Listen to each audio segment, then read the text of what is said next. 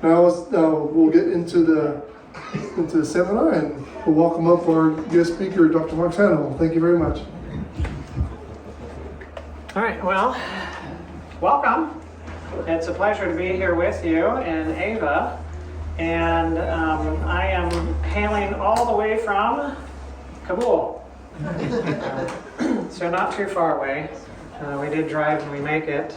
Usually I'm farther away from home when I'm doing a series, but it's good to be here and closer to home and to be somewhat local and in this area. So it's a privilege to be here and to be with you. Just by ways of introductions, my name is Max Hannibal. I am a medical doctor.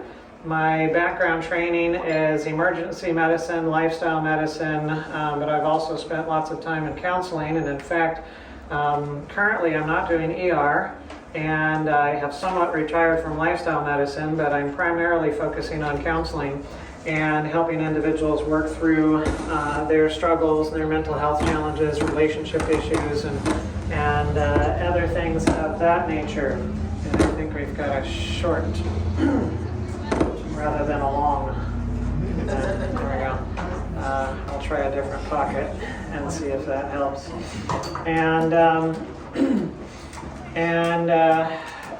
we have 6 children, 6 biological children. 4 of them are here with us right now. The oldest one is in Alabama, studying at a health institute, being a lifestyle counselor, and the other one is working on a farm in Oklahoma and enjoying his time there, ranching and farming and doing that kind of stuff. And then my wife and the other children are right here in the back. So they'll be joining us for at least some of the meetings, maybe not all of them. Some of them get tired going back and forth every day. But we'll make it. We're glad to be here. Pleasure to be here. A number of the topics that we're going to be talking about today and tomorrow and Saturday and Monday and Tuesday and Thursday and Friday and Saturday. We're not meeting on Sundays or Wednesdays, but we'll be meeting every other day. It's at 6 o'clock, of course, during the weekdays, and it'll be at 1 o'clock on Saturdays. So it'll be 6 o'clock today, 6 o'clock tomorrow, 1 o'clock on Saturday. We have to work around the existing schedule for this building. And then again next week, Monday, Tuesday, Thursday will be 6 o'clock, and Friday will be 6 o'clock, and then Saturday will be 1 o'clock. And we're going to be talking about topics that are going to look at getting to the roots of the issues that we struggle with. Not just the superficial stuff, but really getting to the roots. And again, as was mentioned, if you have questions and we don't have the time to get to those questions during Q&A time, or if you've been sitting and it's been fomenting in your mind for a while and you want to put it down on, in written form or whatever, then just, let somebody know in the back here, and then they'll get a card for you and something to write with so that you can write those questions down, and we'll try to answer everything that we can. And it is my habit to pray before I begin, and so I'm going to do so. Let's pray. Dear Heavenly Father, we thank you for your blessings, and we thank you for health, and we thank you for lots of good things. But there's a lot of bad and evil too, and we need to understand that as well. And so as we come together, we seek to understand things so that it makes sense and so that we can be free. And so we ask for that help in understanding and in being free. This we pray in Jesus' name. Amen. Amen. All right. When we look at our particular topic, this thing does not move unless you have the proper devices plugged in where they're supposed to be plugged in. That in and of itself is a lesson. Things only work the way they're created to work. And we're going to begin by looking at health. And we're going to begin by looking at health with a few analogies. Other things out there in nature can give us an idea of how other things function as well, because there's a lot of similarities in nature. And so we're just going to look at a tree, simple tree. When you walk up to a tree, what is it that's the first thing that you notice about a tree? Leaves. Leaves, okay. Yeah? Shape. Size. All right, the size or the shape of the tree. All right. All right, the trunk or the bark, especially if it's quite interesting variety. Spacey. What's that? Spacey. Okay, what species it is, right? If you know. If you don't, you scratch your head. What is it that you usually don't notice first about a tree? The roots. Right. That's not what you usually notice. Now there are notable exceptions to that. Our family lived in Trinidad in the Caribbean for a while, and I worked in a hospital down there. And there was a botanical gardens that was near where we were at, and it had a huge tree with these huge branches, and from those branches came huge roots that came down from the branches all the way to the ground. Then you pay attention to the roots. Well, in our analogy with a tree, you can have good fruit and good leaves, or you can have bad fruit and bad leaves. And the very noticeable things that when it comes to health is symptoms. Everybody notices symptoms. If you've got pain, you know you've got pain. If you're coughing, you know you're coughing. If you've got an itch, you know you've got an itch. When you've got a sore throat, you know you've got a sore throat. When your nose is running, sometimes you have to catch up. Right? And so when you've got symptoms, you know that you've got symptoms. It's quite obvious. And what do we usually do for symptoms? Okay, so we'll treat the symptoms. How do we usually treat the symptoms? All right. So we take something, right? In this case, it might be a pill. That pill might contain a medication. It might contain an herb. It might contain a supplement. It might contain grass.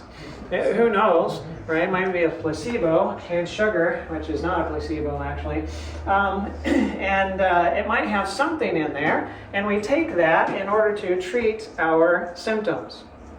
Now, let's imagine that your symptom is back pain, and that back pain's right there between your shoulder blades. Oh, it's killing you, it's sharp, it's stabbing, you can't lay on your back, it's really uncomfortable. And so, you know, you take something, Tylenol, ibuprofen, Aleve, something of that nature, and it just takes a little bit off of the pain, but it's still really bad, and you can't lay on your back, and it's really painful, and so on. So you try some more, it's still not working, you go to see your doctor.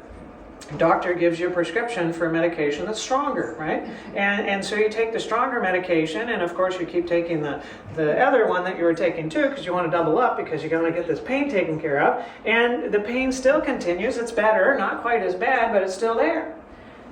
And then, all right, what do? You go back. Oh, doc, it's still killing me. I still can't lay on my back. And okay, well, let's write you for a prescription that's stronger, all right? And so now you have a stronger medication, and you still have the pain. It's not quite as bad. You get a little bit drowsy, and you can get some bits of sleep and so on, but it's still really painful. And you're like, oh, forget this. I'm going to get a second opinion. So you go to another doctor, and that doctor says, let's check things out.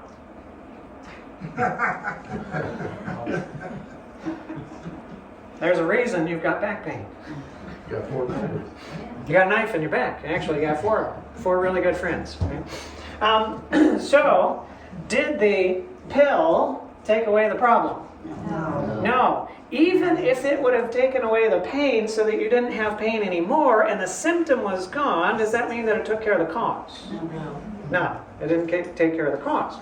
If you had a tree that had bad leaves and bad fruit, if you simply plucked off the bad fruit and the bad leaves, would you have fixed the problem?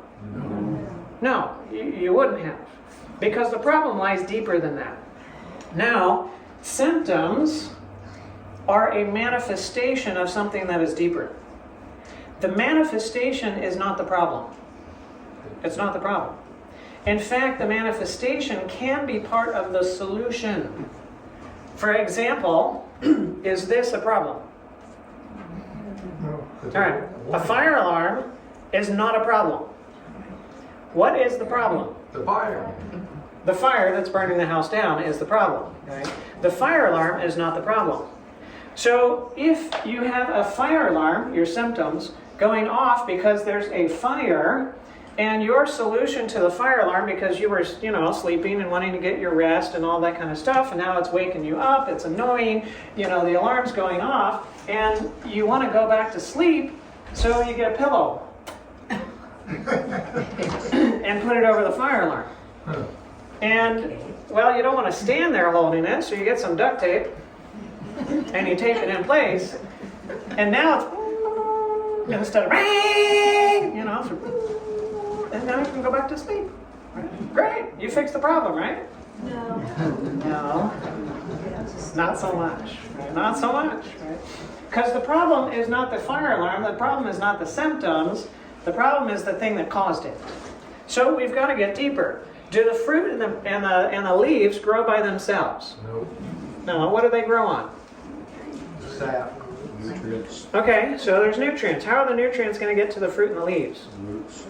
All right, so eventually, but you usually don't pick fruit off of roots. You pick fruit off of Branches. branches, that's right. So the branches represent our behaviors, our actions.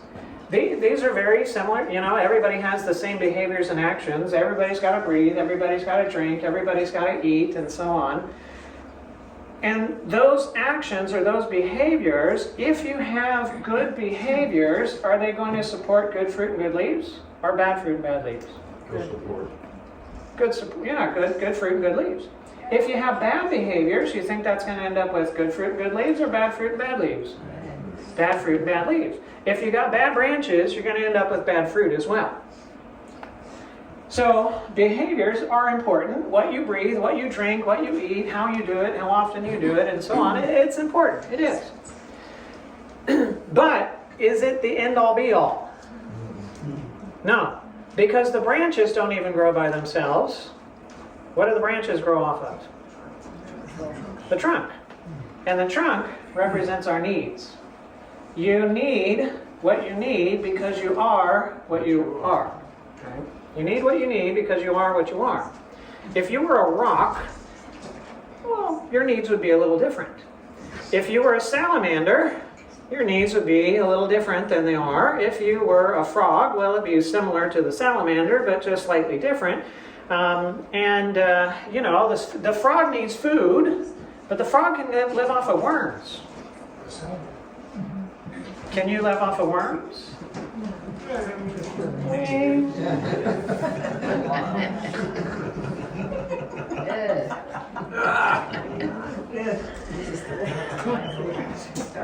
Yeah.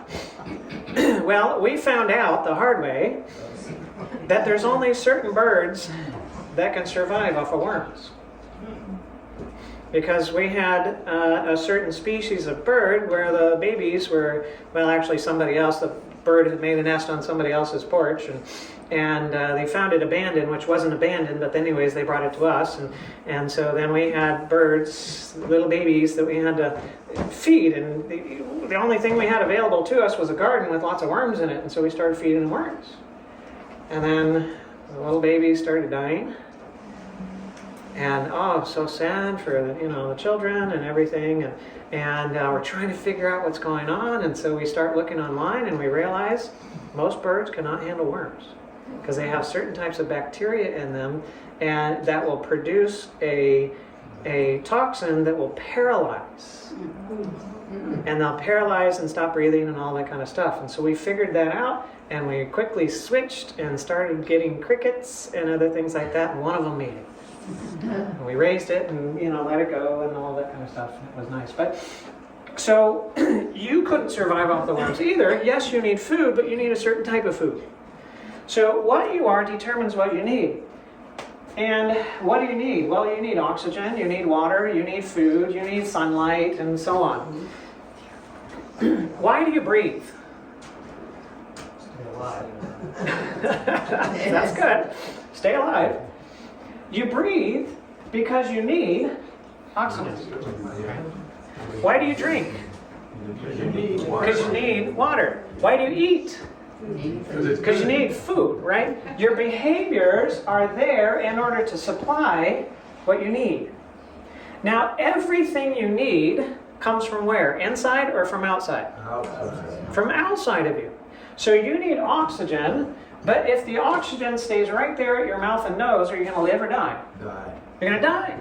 The only way you'll live is if you bring it in, you breathe, and it becomes a part of you. Only when it comes in and becomes a part of you, then you can live by the thing that you need.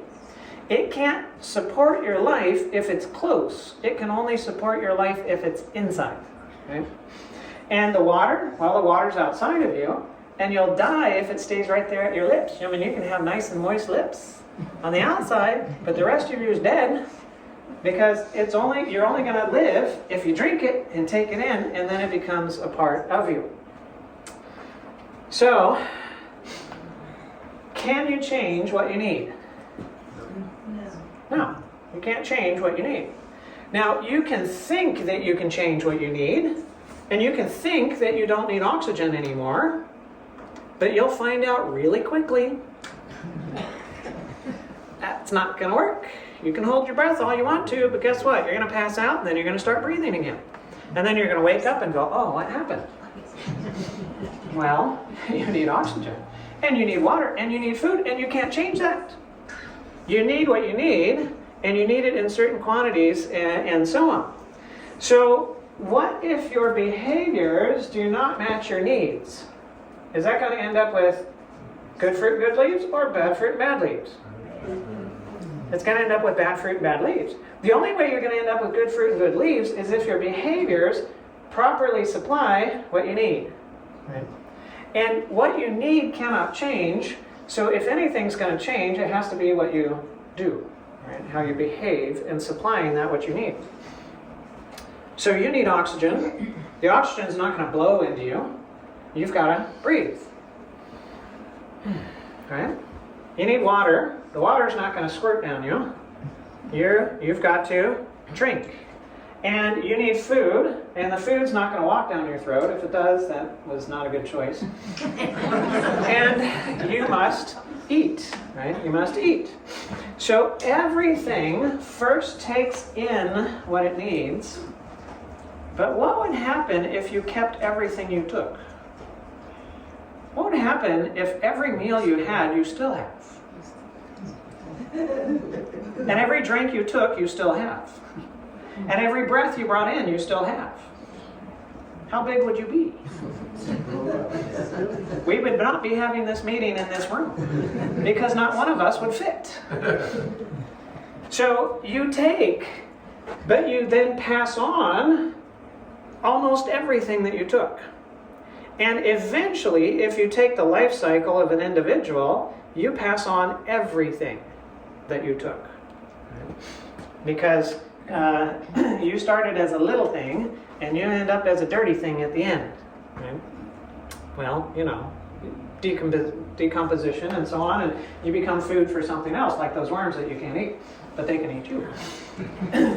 So, everything takes in first what it needs, but then it passes away and passes along what it took, and that, what you pass along, supports the life and the function of other things. So, you can't change what you need. Everything that you need comes from outside of you, and it's by your own behaviors that you bring in what you need so that you can live. Does the trunk grow by itself? No. Where does the trunk grow from? Roots, okay. And the roots represent our beliefs. You don't necessarily know what an individual believes until you dig. Sometimes you have to dig. You've got to ask questions. You've got to spend time. You've got to listen, and so on. And when you spend enough time, you begin to understand what somebody believes. Now, there is a way to know what somebody believes by how they behave. Because you will do what you believe. And if you believe that you believe it, but you have the opportunity and don't do it, you don't really believe it. And if you don't believe, you believe it, but when the opportunity comes, you do it, you believe it. Right?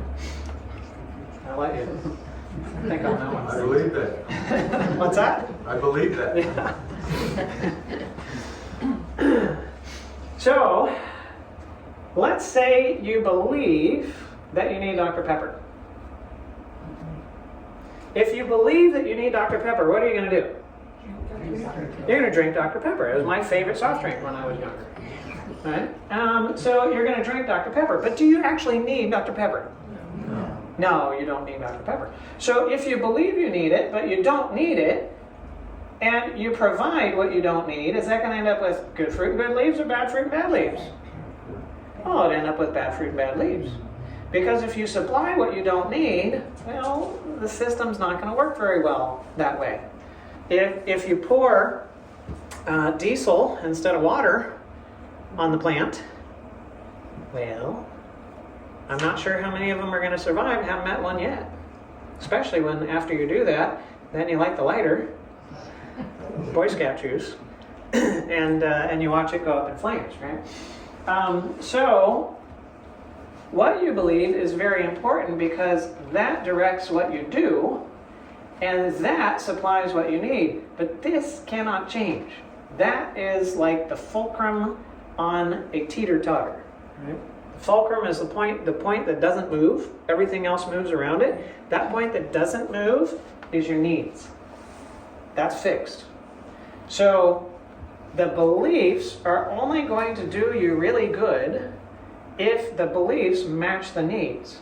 Because then your behaviors are going to provide what you need, and then you're going to be able to end up with good fruit and good leaves rather than the bad fruit and the bad leaves. But if you have a tree that has bad fruit and bad leaves, where is the problem? Okay? What are you going to fix? The soil. Right? The soil. Because the problem is your sources. Right? The soil represents your sources. So that's where the problem is. Is your source good or is your source not good? So you can have a source that has too little of what you need. You need water, right? The tree might need water, but if there's not enough water, then it's not going to do so well. You can have too much of what you need.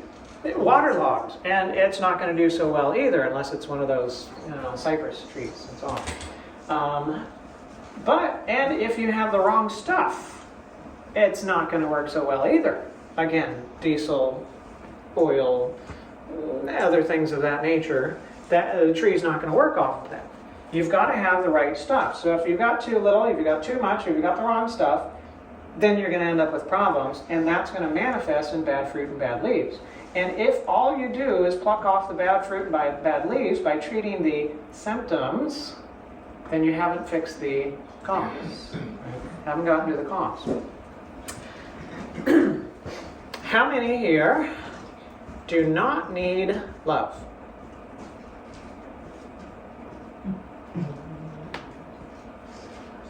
All right, so good. We're still at 100%. I've asked that question in many different countries and all across the states to a bunch of different audiences, and except for two 14-year-old male children who raised their hands because they needed attention, which is a component of love, I haven't met anybody that doesn't need love. So we also need love, just like we need water, we need oxygen, we need food, we also need love. But the question is, what is love? What is it? Is it physical?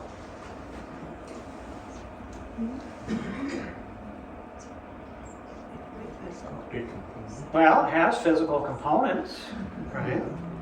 How much does love weigh? Don't turn to your spouse and ask them. What is its density? Right? And what's its molecular formula? Is there a molecular formula for it so that you can put this, that, and together in this particular way, and now you have love? No? If we could, it'd be for sale on the table back there. But no. Can you examine it under a microscope and discover its properties by looking at it? No. Can you synthesize love in a laboratory and inject it into something that didn't have love and now it has love? No? Okay.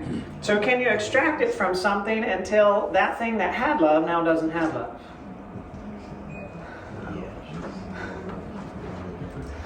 All right.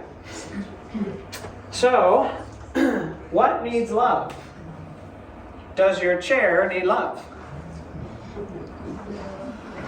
Sometimes. Okay. Especially after you threw it at your spouse. All right. Does your computer need love? No. But it doesn't need your hatred either. Does something physical need love? Yeah. All right. Or is it that physical things need the effects of love? All right. So, do your fingers need love? Or do your fingers need the effects of love? Do your eyes need love? Or do your eyes need the effects of love? What part of you needs love?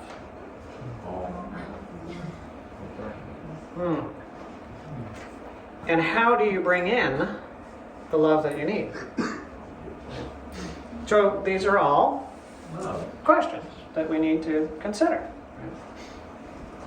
All right, so let's say that you were having a bad day, and you came home, and when you came home, you stopped at the mailbox, and lo and behold, there was a letter.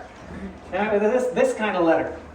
And the name on the front of it and the address came from a familiar address and a familiar name, and it happened to be the right name.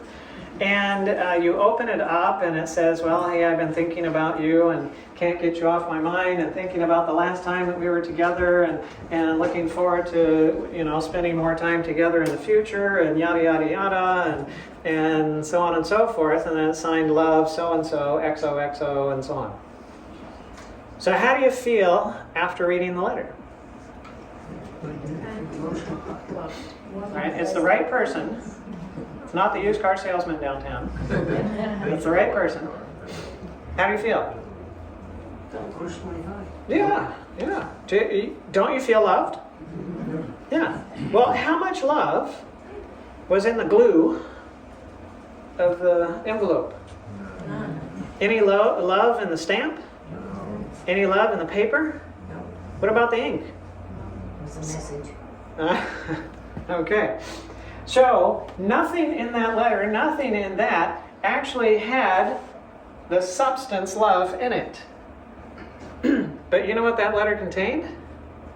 Information. It contained information.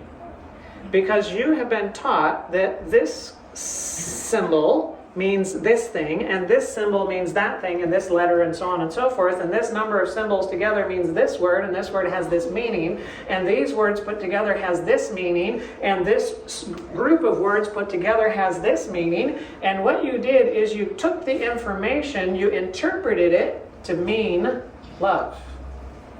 And you know that it had a source, and that source wasn't you. And so by that, you took in the love.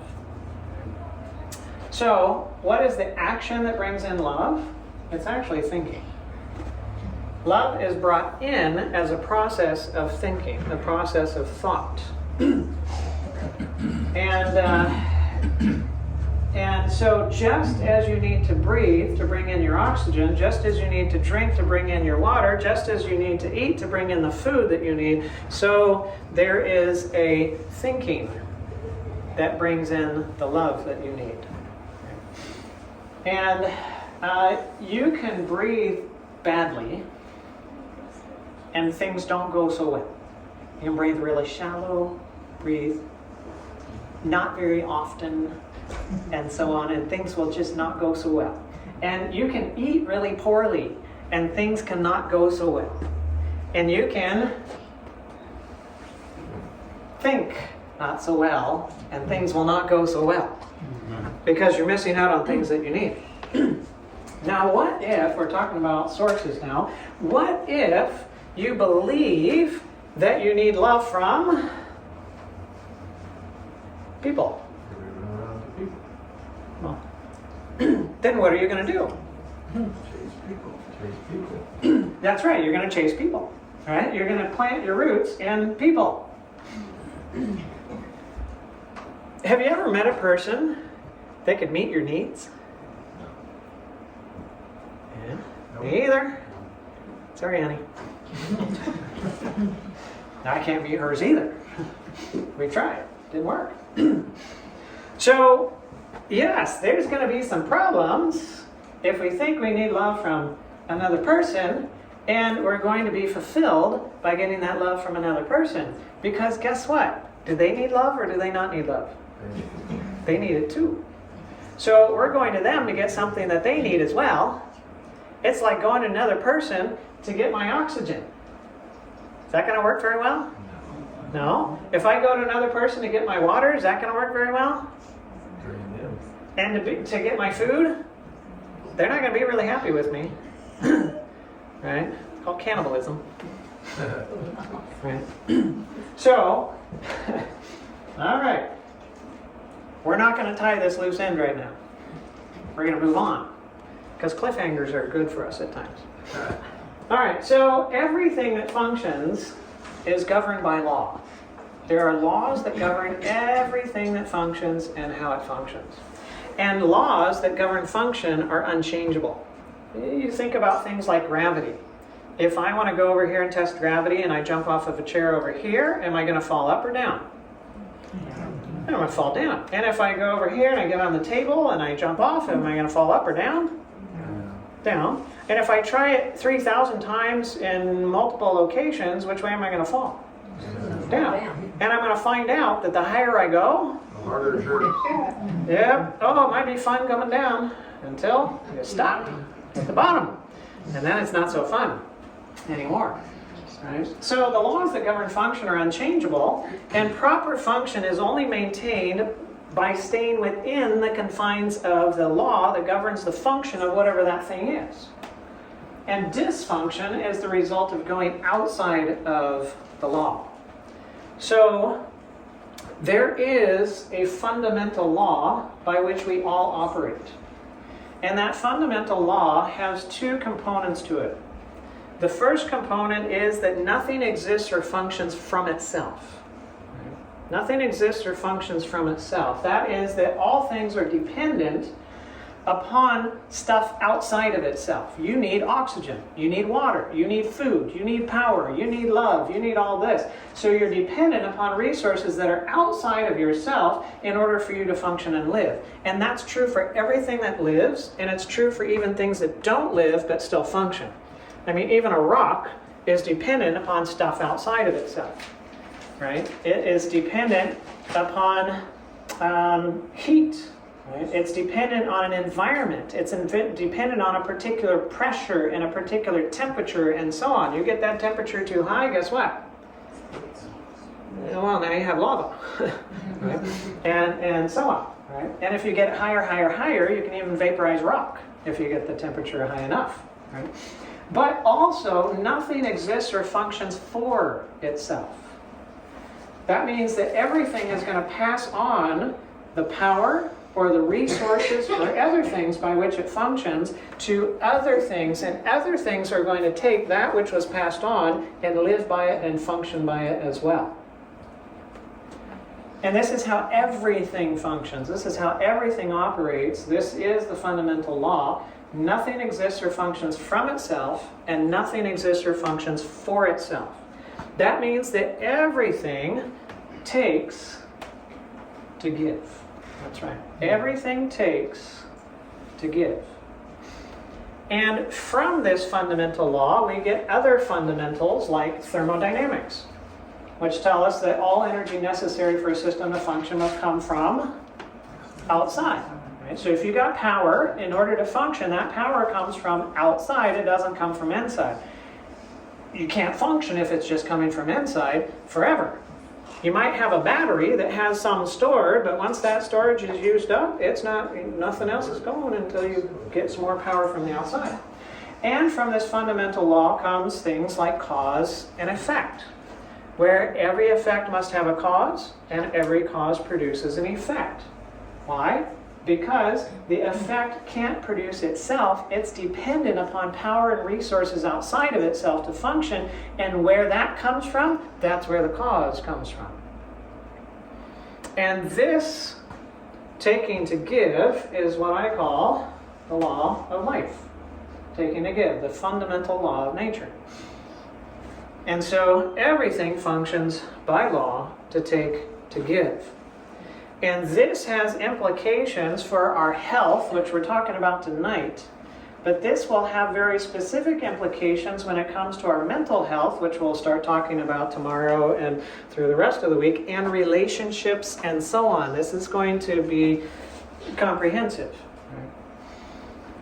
So, because of law and cause and effect, if you have an effect, bad fruit, bad leaves, and symptoms, and you treat the symptoms but the cause remains, what must happen? Make it worse. All right. It's either going to get worse or it's going to turn to be different. So any treatment that does not remove the cause but only takes away the effect must produce side effects. Must produce side effects. By law, it must produce side effects. Because if the cause is still there and the effect that the cause was producing is taken away, then it must produce another effect in order to manifest its presence still. So that can be, sure, it can be medications. Right? We know medications have side effects. It can be surgery. Ever heard anybody that had side effects from surgery? Yeah. It can be herbs. People are like, huh? I thought herbs were safe. Well, they're, to the degree that they're more simple and they're whole, they are safer. But ever heard anybody had side effects with herbs? Yeah, me too. Supplements, other things of that nature, something that does not take care of the cause, but only takes care of the effect, you're going to have side effects associated with it. All right, let's go on a journey. We're going to go on the road. This is the road of health. And on that road, things function properly, and it's comfortable. Right? There's comfort on that road. And there's certain things you need to remain on that road. You need oxygen, you need water, you need food, you need warmth, and so on. And when you get off the road, then there's dysfunction and there's discomfort. And the farther you go, the worse it gets. And there is a line that defines where the edge of the road is, where when you're inside of that, you're on the road, and when you're outside of that, you're off the road, and that line is defined by law. So law defines where the edge of the road is. Now let's take warmth as our example. Let's say that you have a situation where your temperature is now going up above the upper level of the law. Now, how do you feel? Beginning of discomfort. All right, so now you have discomfort, right? And that particular type of discomfort we call hot. So now you feel hot or feverish. That's uncomfortable, and that you now have symptoms. What are you going to do when you feel hot? Drink water. All right, so you might drink water, that's right. You might turn on the fan, you might turn on the air conditioning, get out of the heat, something. Fan yourself, right? And you do something of that nature in order to cool down so that your temperature can get back within the confines of the law. And when the temperature is back within the confines of the law, guess what? You feel comfortable, it's great, you don't have to continue the cooling down process. But if it goes in the opposite direction and you get too, I was about to say it, you get too low with your temperature, then how do you feel? Cold, right? And cold is uncomfortable as well. You have symptoms on the other side, and those symptoms, when you feel cold, now you are motivated to do something like shiver and cover up and drink something warm and turn on the heat or other things like that so your temperature can come back up. Symptoms are like the rumble strips on the side of the road. Anybody like rumble strips? Yeah? You saved my life. Yes. For that reason. Yes. I don't like driving on them, but I'm very grateful for rumble strips because just as with you, I'm alive today because of rumble strips. Because on my trauma surgery rotation in medical school, when you're running about 36 hours straight, and then you get one night to sleep, and then you run another 36 hours straight, and then you get a night to sleep, and then you run another 36 hours straight, I was driving home, and I got on the highway, and it was in Southern California, and there was probably 8 lanes of traffic, and I was 2 lanes over from the outside, and I woke up going, zzz. I was, huh? And I was coming to an overpass. Concrete pylons and all that kind of stuff. Oh, correct, and get back. God, stay awake. Right? So I'm very grateful for rumble strips, but I don't like rumble strips. Their function is good, but their function is to be annoying on purpose. So what happens if, from a health standpoint, we go beyond just symptoms and we keep getting away? Temperature keeps going higher. Where do you get to next? The doctor. Maybe. You end up with disease. Now you've got some real dysfunction that's going on. Maybe it's heat exhaustion, it's heat stroke, it's something of that nature that's really now uncomfortable, and you really have dysfunction, and now maybe you're really motivated to do something about it.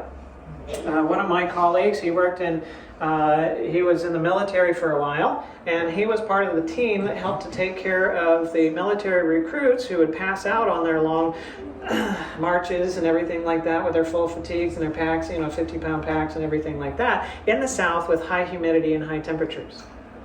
And of course, weren't drinking their water, and so they become dehydrated, and then the temperature starts going up, and all of a sudden if somebody falls out of line, the medics come along, check them out, temperature's 108, 109, sometimes 110 degrees. Yeah, that's not good. Not good at all. And so they rush them off to a center that they have set up for this, and they get a thermometer and stick it where nobody wants a thermometer to go, and so that they can monitor their core temperature. They strip them down, they throw them into a tub of ice water, they stick 2 IVs in them with chilled ice saline and start running it and get their temperature down quick. Now, if that guy was healthy or that girl was healthy when they went out, and they still feeling healthy at this time, you think they'd submit to all the ice water and everything like that? No, thank you very much. But when you are really sick and you'll let people do stuff to you that you never would have before. And you might actually ask for help when you get far enough away. Well, the same happens in the opposite direction. You have chilblains, frostbite, other things like that. Very painful, very uncomfortable. You really got to do something about it right away, or else you're going to have real significant problems. But if you correct and get back within here, you're good. Now, what happens if we now do symptom care on a long-term basis? Now that we understand this, let's do symptom care on a long-term basis. Let's say that you have pain somewhere. And that pain's been there for a week, 2 weeks, 5 weeks, 10 weeks, 100 weeks. It's been a long time. And the treatment for the pain, of course, is, well, you have no meds, and now you take a medication for the pain. Okay, so you feel a little bit better. What happened to the road? All right, so no meds, on the med. No meds, on the med. No meds, on the med. What's happening? Warning. Oh, yeah, it looks like the road's getting wider. But what happened to the law? No, it stays the same. Yeah, doesn't change, right? Right there. Right? So the law doesn't change. But to your perception, the road appears to be wider. because it takes more before you start getting to the point of discomfort because of the pain medication that you're taking. Right? And what happens if you take an even stronger medication? Those feeling it. Well, it appears to be even larger, right? So now you can drive off the road still thinking that you're on the road. And you don't have, it's like taking the rumble strips and moving the rumble strips farther and farther off the road, so you have a sense of security when there really isn't security, and you don't have the warning signs when you shouldn't have the warning signs. Now, I'm not saying that people should not take something for, that you shouldn't treat pain and that it's wrong to take pain medication, but I'll tell you that if you do it on a long-term basis, it'll take away your motivation to look for the cause. And you'll get farther and farther away without a strong motivation to do anything about it. And that can be dangerous. Because what happens if you go past disease? Where do you get to next? Death. That's right, both ways. And yes, there's this gray zone where what I call the point of no return. You're still alive, you're not getting back. And in my emergency department experience, I've seen that a number of times. Somebody's still alive yet, but they're not getting back. And so we want to avoid that. And so some things along the way that help us to avoid that are things like symptoms and disease. The farther you go, the more discomfort you have in order to motivate you to do something about the cause. But if we have a system that simply tells us to treat the symptoms, then we don't even think about looking for the cause. What else do we need? Water. Love. We need love. That's right. Is it possible that there's a law that governs love, and that as long as we're within that law, things work fine, it's healthy, you have proper function, it's comfortable, and so on. But once you get outside of that law, you can end up with symptoms, disease, and even death. Possible? Yeah, I've seen it so many times. So, health is proper function, which is the effect of staying within the law. And disease is dysfunction, which is the effect of going outside of the law. And symptoms and disease are like the fire alarm and the rumble strips. They're good. Now, we don't like them, but they have a good function. And the function is to let you know something's wrong, to do something about it. So, with law, we look at now the law of cause and effect, which tells us that every effect must have a cause, and every cause must produce an effect. And if the effect is present, then that means that the cause is also present, because if you take the cause away, what has to happen to the effect? It has to go away, because it's not creating itself. It's not producing itself. There's something else that's doing the creating, producing, and so on. And when you take the creator-producer thing away, that has to go away too. So no effect can produce itself because it is dependent upon power, materials, resources outside of itself in order to even exist or function. So you will never find an effect without a cause. You will never find an effect without a cause. There is always a cause for every effect. That means that there is no such thing as chance. Because, well, that's what chance is. Chance is having an effect without a cause. You just happen to have an effect without having a cause. Will never happen. Has never happened. There's always a cause for every effect. And indeed, there's nothing that is truly random. Random is just our inability to comprehend what the outcome would be in a particular situation. Right? So, let's go microscopic. And after we go microscopic, we'll give time for Q&A. So, here's a cell. You and I are made up of cells. As adults, we have about 50 to 100 trillion cells in our body. That's a lot. And we have over 250 different types of cells in our body. And your function is dependent upon the function of each of those different types of cells. And cells function kind of like little factories. And of course, factories produce products. And so the cells produce products as well. And your function as a whole is dependent upon the function of each of the different types of cells. And if you lose a particular cell or a particular cell type, not just a single cell, but that type of cell, then you lose that function in your body as a whole. For example, type 1 diabetes. In type 1 diabetes, you have a situation where the immune system begins picking off these cells in the pancreas called beta cells or beta islet cells. And those beta islet cells are the only cells in your body that produce insulin. That's right. And so if you knock out all of the insulin producing cells, guess what you don't have in the body? Insulin, that's right. And then you die. Why do you die? You don't die because your sugar is so high. You don't. You die because your sugar is so low. And you're like, what? What are you talking about? Well, insulin is necessary in order for your cells to be able to take sugar into them so that they can have fuel. And now without the insulin, the cells can't take the sugar in, the sugar stays out, and the cells get depleted of the glucose that they need to operate. And yes, the sugar levels are really high in the bloodstream, but you don't die because the sugar is high in the bloodstream. You die because the sugar gets low, low, low inside the cells, and then they can't function. There's all sorts of complications that come with it.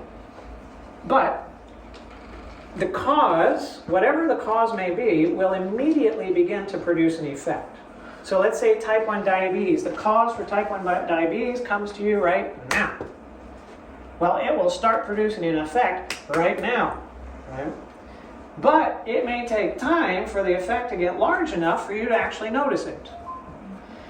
It's generally believed, and I'm sure there's a bit of variation, but it's generally believed that you have to lose about half of a cell population before you start manifesting significant problems associated with whatever that thing is. You have to lose about half of your kidney cells before you start manifesting early signs of kidney failure, or half of your liver cells before you start manifesting signs of liver failure, and so on and so forth. So let's say that you started with 20 billion beta islet cells. How many would you have to lose before you actually started manifesting problems associated with it? About 10 billion. Now let's say that you start having the cause right now, and right now it starts killing off 100 cells every second. 100, 200, 300, 400, 500, 600, 700, 800, 900, 1,000, and so on. And at that rate, it keeps killing off beta islet cells. Well, that would kill off 6,000 cells in a minute, 360,000 in an hour, 8.6 million in a day, 60.5 million in a week, 260 million in a month, and 3.2 billion cells in a year. At that rate, it would take you 3 years and 2 months of the cause being in place before you had a manifestation of the effect that was big enough for you to notice it.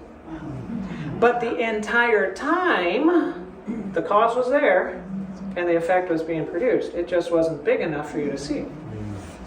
So some disease processes are faster. I mean, it's quick. Some of them are slower.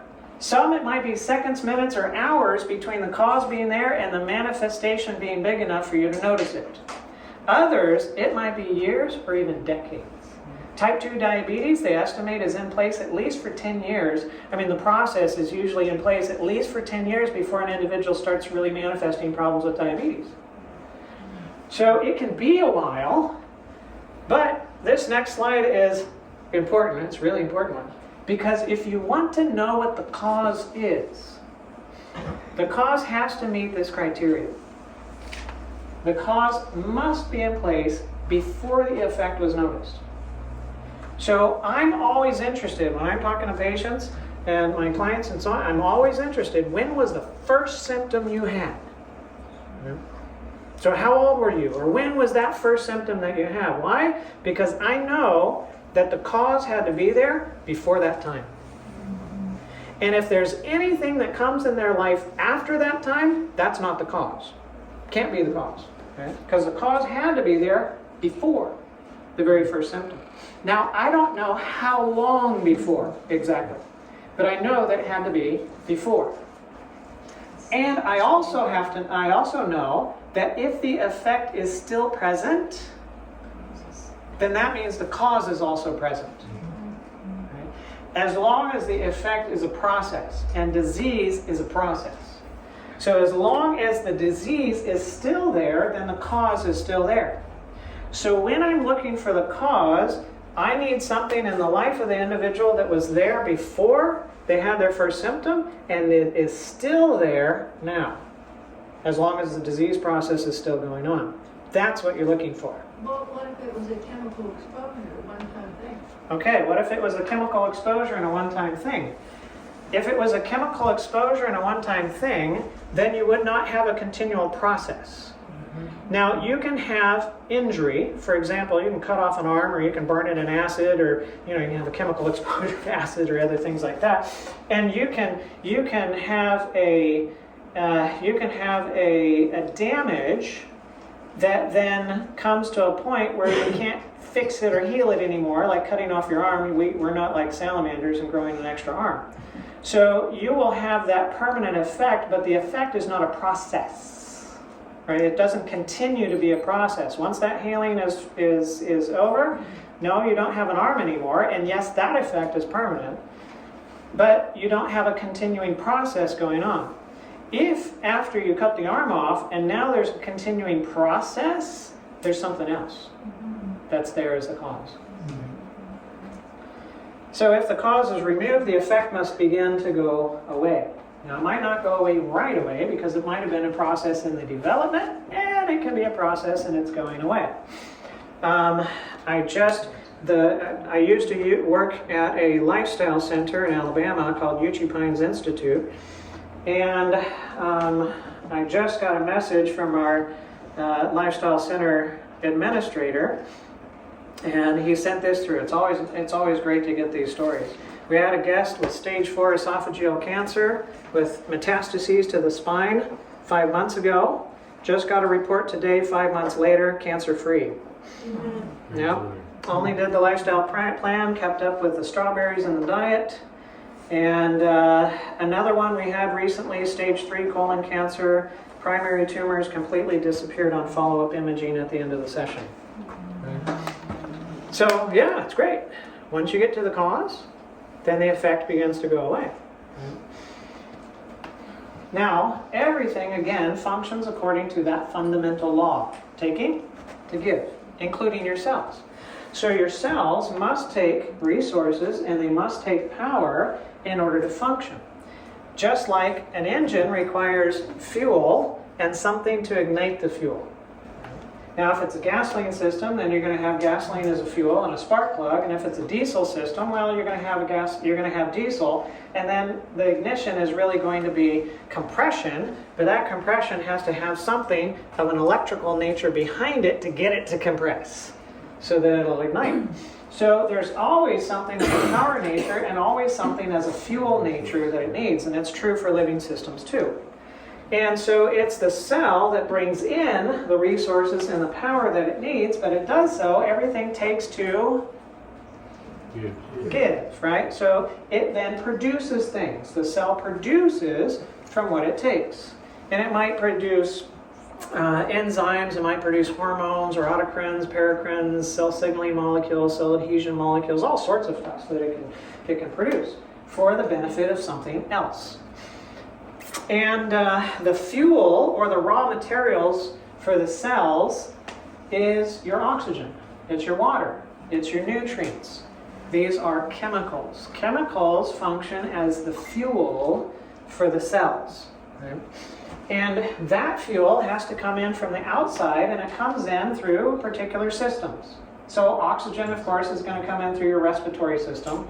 The water and the nutrients are going to come in through your digestive system. Warmth is going to be through your integumentary system. Right? You're going to lose it or gain it through the skin and so on. Of course, muscles can generate heat as well through shivering and its activity, and so on. And so every system is involved in bringing in what you need. But how many cells of your body need oxygen? Not just your lungs, right? Your toes, your ears, your nose, right? They all need oxygen. So how are you going to get it from the lungs to everywhere else? All right. It's your bloodstream, right? So the blood is what carries the fuel to all of the different cells so that they can function. And if you cut off the blood supply to certain tissues or certain cells, well, it's not going to go well. It's not going to go well. So if you want to be healthy, you've got to have good circulation. If the circulation's not good, you can't expect the cells to be doing well because they're just not getting the fuel that they need. And the cells need the nutrients and oxygen and water at certain concentrations. And if the concentration is good, if the supply level is good, well, that's good. They can take what they need. But if there's too little, well, that's going to be a problem. And if there's too much, that's going to be a problem as well. You end up with deficiencies or toxicities in that case. But not only do the cells need resources or chemicals or fuel, the cells need power as well. They need that spark to get it going. So where or what form is that spark in? Well, cells function by electricity as well. Right? So they function by chemicals as the fuel, but they function by electricity as the power. They are electrochemical units. Right? And so the cell membrane will regulate positively and negatively charged molecules inside and outside of the membrane. It will have a resulting voltage difference. You can get a little voltmeter, voltmeter, and you can put one on the outside of the cell and one on the inside of the cell, and you can measure the voltage difference between the two. There's resistance to flow through the membrane, and when you open up those channels and those positively, negatively charged particles go in and out, that's called current. Current, resistance, voltage. What's that? It's electricity. That's right. So the cells function as little electrical units with chemistry as its fuel, chemicals as its fuel. Where does the electricity come for each of the different cells in the body? Where's the origin of that in the individual? Brain. It's the brain. That's right. It's the brain. That's the origin for the power for the different cells of the body. Right? And every function in the body is regulated and coordinated through the brain. Your blood pressure is controlled here. Your respiratory rate is controlled here. Your heart rate ultimately is controlled here. Now there's some auto-regulation that goes on here as well, but much of the control is here. Your chemistry levels, right? Your chemical levels in your bloodstream regulated up here. Your pH balance regulated up here. Fluid levels regulated up here. Kidney function, liver function, digestive function, all of it regulated from up here. Now, where does the nervous system, the brain, get the power from for it to function?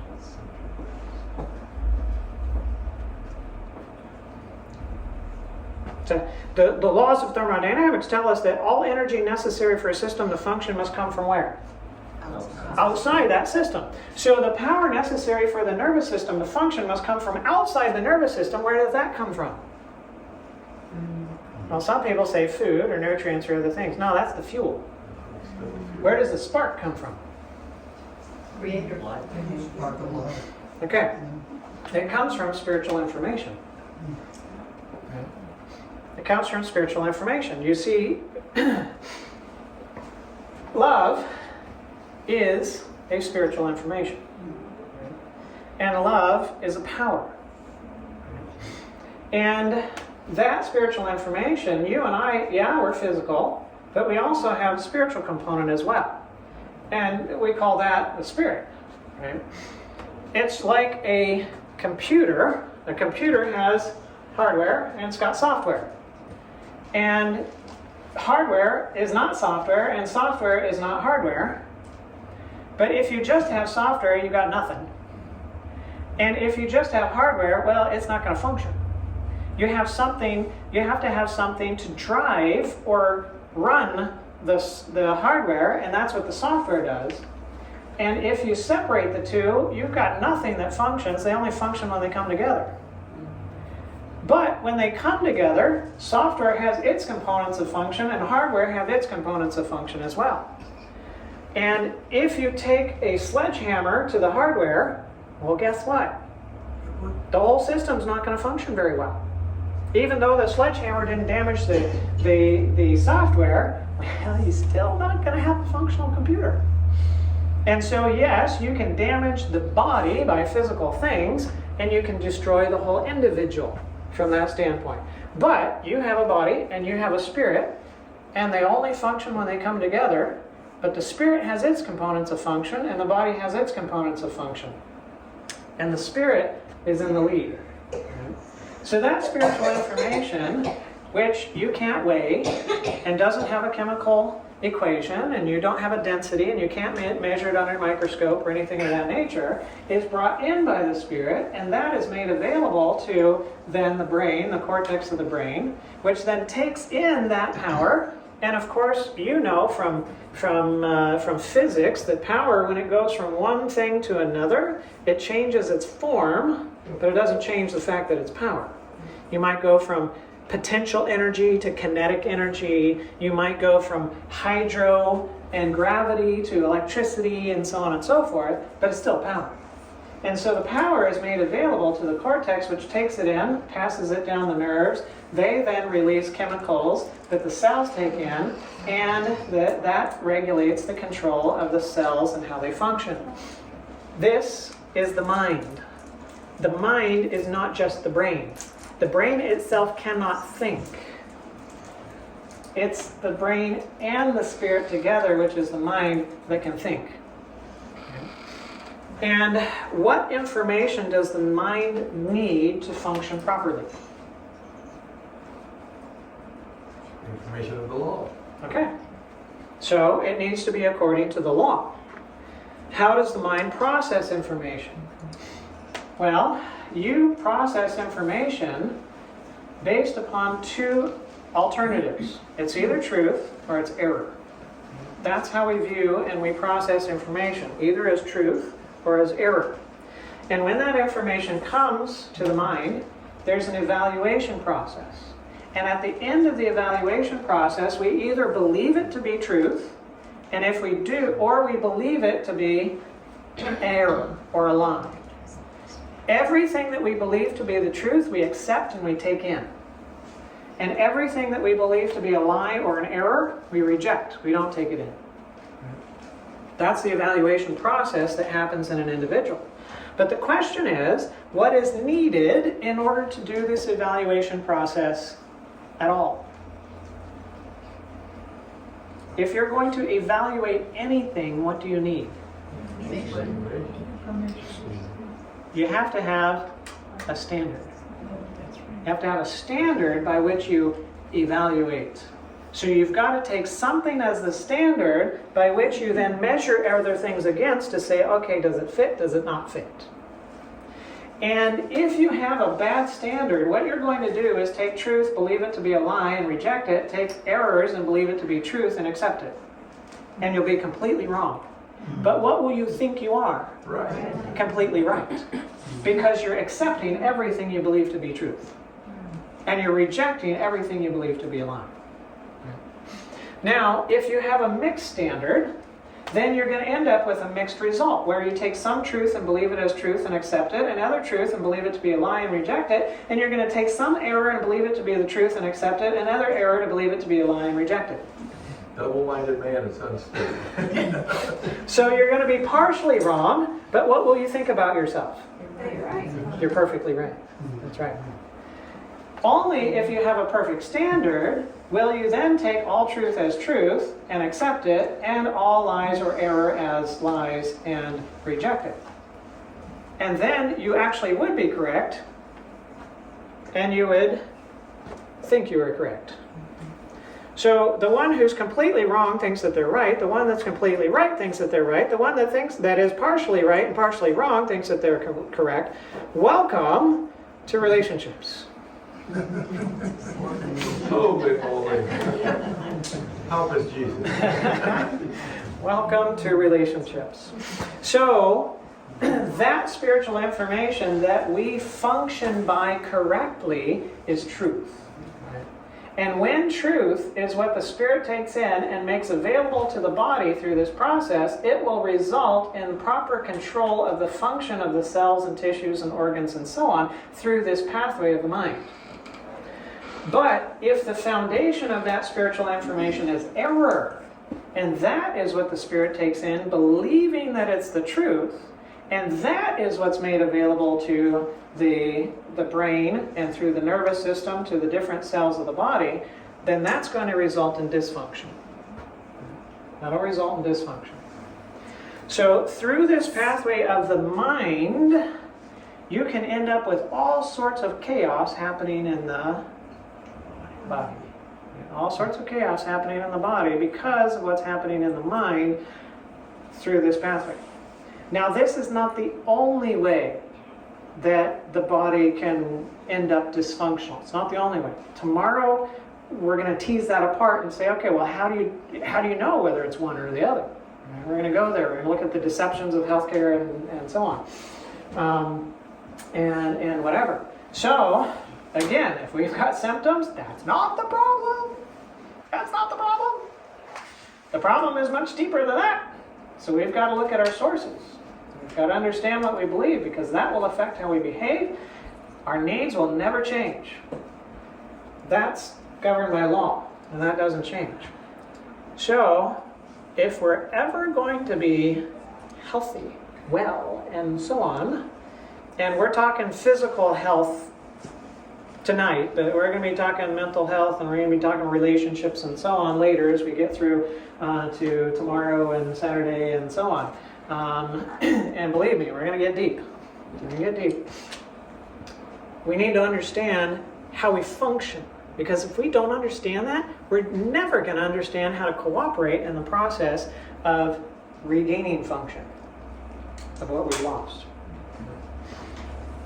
Now, with that, any questions?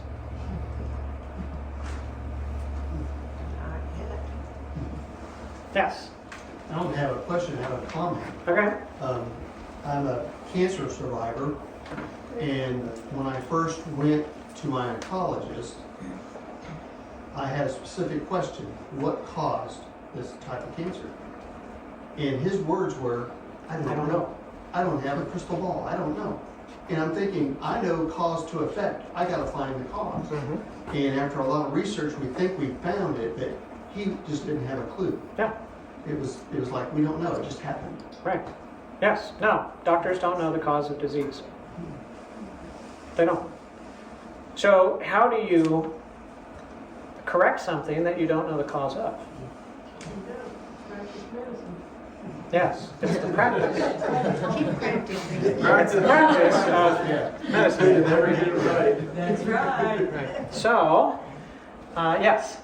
I was never diagnosed with diabetes before. I had an accident in 2012, almost died. I came 10 minutes away.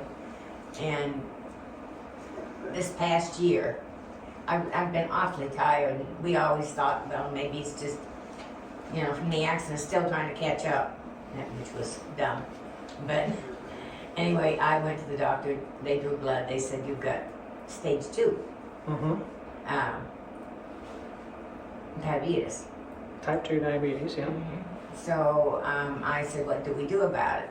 Well, you can handle it with a medicine. We'll give you a pill. I said, yeah, all right. Okay. And you can handle it with food. Mm-hmm. I'm doing real good on the food. The medicine, I don't know if it's doing any good or not. But could that accident have been what caused the diabetes? There's a possibility. If with the accident you had trauma to the pancreas and the trauma was significant enough, then yes, that might be a contributing factor, right? It's not the only factor, because you have a healing process that should be able to do some restoration. Yeah. Right? So there's something else also that's going on. Right? And when you have an accident, you don't only have an accident of a physical nature to the individual, it affects the mind. Yeah. Because then there might be fear that comes because of that. If we perceive someone else at fault in relation to the accident, then there can be resentment or bitterness or other things of that nature. Or if we perceive ourselves as at fault with the accident, then there can be guilt and other things of that nature that we start holding on to with it. And so accidents don't just affect the physical body, they affect the mind as well. Yeah. Other questions?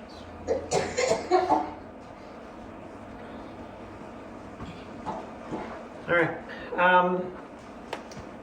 Much, not all, things have been developing over time, but anyways, much of what we're going to be discussing through this time is in the Law of Life book. It essentially is a transcript of a slightly earlier transcript of this series, and if anybody's interested in that, my wife's got it back there in the back. The Plant-Based for Life Starter Kit. It's basically a very quick, if you are interested in being healthy and your diet being a component of that, like a plant-based diet, which is, the research shows very clearly, is the best choice for any type of disease or trying to avoid disease. And yet a lot of people have questions. What do I do about protein? And what do I do about calcium? And how am I going to get this and that and the other thing?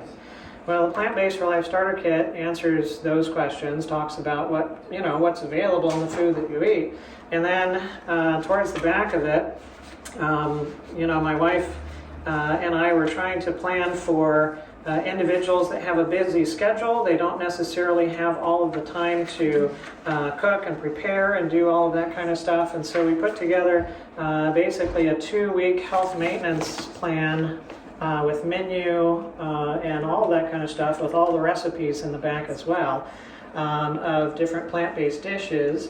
And before you begin, 2 days before you're going to start this, go shopping and get these things. And the day before you're going to begin, cook and these things and set it aside. And on this day, you're going to pull this out of the refrigerator and this out of the freezer, and you're going to put it together and make this and so on. For individuals that can't really cook during the day, they might be working and busy and all that kind of stuff. That's with that in mind.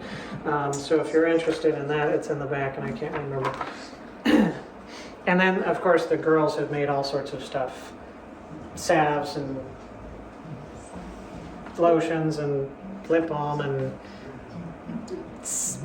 soy candles and soaps and other things like that. And so if you want to, the kids are very happy to be involved. All right, if you don't have other questions, I'm going to pray and let you go. Yes? Well, there's one thing that we're going to do too, and this kind of a FYI, is that the things that the Recovery Watch wanted to start kind of like a support group for the community. Because obviously when you're making changes of any kind, or it's mental, physical, or diet changes, we want to be able to help each other and support one another that making those changes. I have desire to do that, like learning how to cook new things. I know how to learn a lot of things myself. So this kind of a thing we'll kind of be talking ever so often throughout the program. We want to have a support group to help each other do these things and change our habits that we've cultivated for long periods of time. Oh, yes, and the other thing I forgot, the sign-up sheet's right over there. Oh. On the Yeah, right over there. So if anybody wants more, information, resources, other things like that, be able to contact us, counseling, consultations, other things of that nature, web resources, and so on, then there's a sign-up sheet on the corner of that glassy thing right over there. For those that want to, we probably should have passed it around tomorrow. All right, I'm going to pray, let you go, and then tomorrow at 6, we're going to pick up from here, and we're just going to get deeper and deeper as we go along. Let's pray. Dear Heavenly Father, thank you so much for your blessings. Thank you for laws that are the same all the time. And teach us more how we're made, how we function, why we dysfunction the way that we do, and what we can do in the process of cooperating to regain that function. And Lord, if it's the body that's messed up, well, we need help there. If it's the mind that's messed up, well, we need help there. If it's the relationships that's messed up, well, we need help there. And you have help sufficient for it. And we thank you for that. And we pray this in Jesus' name. Amen.